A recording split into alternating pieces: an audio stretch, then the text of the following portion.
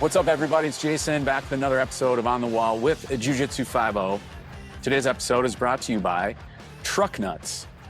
Are you a tiny little man that drives a gigantic lifted truck that's looking for ways to make your truck and your persona even more annoying?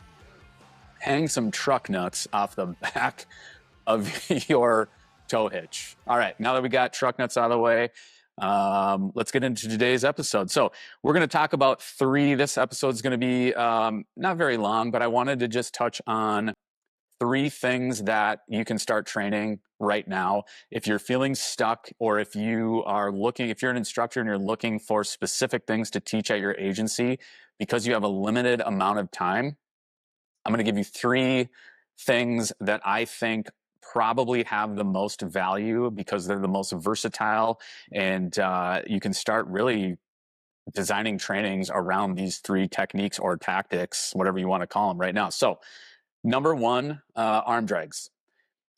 Arm drags are great for lots of reasons. Number 1, if you are, facing somebody or you're in an escort position, anytime you're on your feet, where we know that most fights start on our feet, arm drags are a really great way to work around to a subject's back and set up a lot of takedowns from that rear clinch position. I think of all of the standing positions, I'm a big believer, at least for fundamental grappling.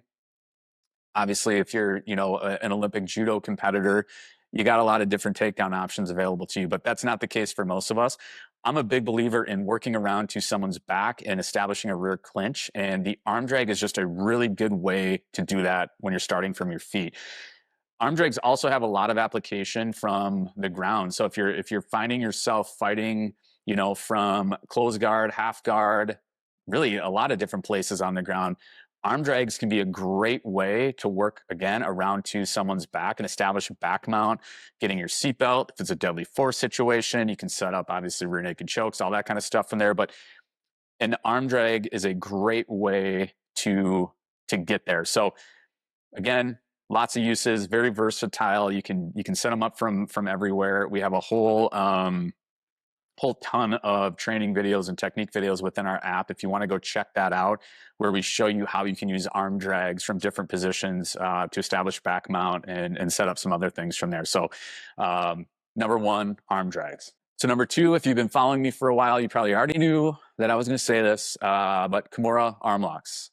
Kimura arm locks are probably one of my favorite techniques in not only jiu-jitsu, but just in police training, because I think they are probably one of the most versatile tools available to us.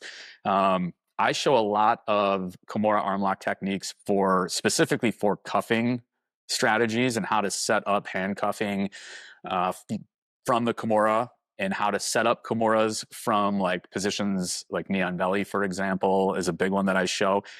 But you can really set up Kimuras from a lot of different spots. I also show a reverse Kimura takedown from a 2-officer standpoint in our team takedowns class. So highly recommend learning about Kimuras. If you're not familiar with them, learn about what it is, basically, like a basic Kimura, how to set it up from a few different positions, and really start practicing it. And if you're training on your own time, which you should be on the mats, start working those into your game, because they have a ton of applications on the street. And I think the biggest thing that I like about them is I feel like it is a very good way to establish control of somebody. Yes, you can also separate somebody's shoulder and do some other things with it. But more than anything, for cops, when we're just trying to gain control of someone before we put handcuffs on them, Kimura arm locks can be a game changer when you know how to do them properly and you know how to set them up from different positions. And again, go check out our training app. We have a whole series on Kimura arm locks and how to establish them from different positions. And I think you'll find a lot of value in that.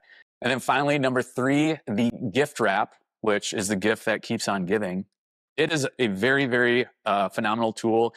I love the gift wrap for lots of reasons. Again, I like it, it's kind of similar to the Kimura arm lock in that it's versatile. You can do a lot of different things with it. You can set it up from a lot of different positions. One of the best tools, or I shouldn't say tools, but one of the best applications of it is to use it to roll somebody into a prone cuffing position from their back or from their side. That's a big benefit of it. The other thing with the gift wrap is kind of like the Kimura, you can use it for control. If I'm fighting with somebody by myself and I'm able to establish a tight gift wrap with a 2-on-1, and I have their back, or I'm in S mount, for example, it can be a great position of control where you really immobilize the person that you're fighting with. It still allows you to access your radio. So a lot of great benefits of the gift wrap, a lot of things that you can do with it. And we have a whole gift wrap series in our app as well, if you want to go check that out. We show you different ways that you can set it up, as well as different things that you can do from the gift wrap if you start to lose the position. So go check that out.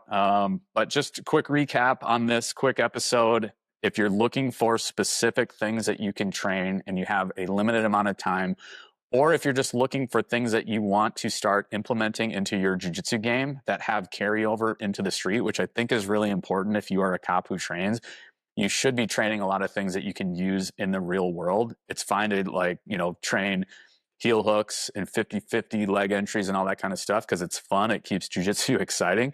But you should also be training specific things that have real world applications.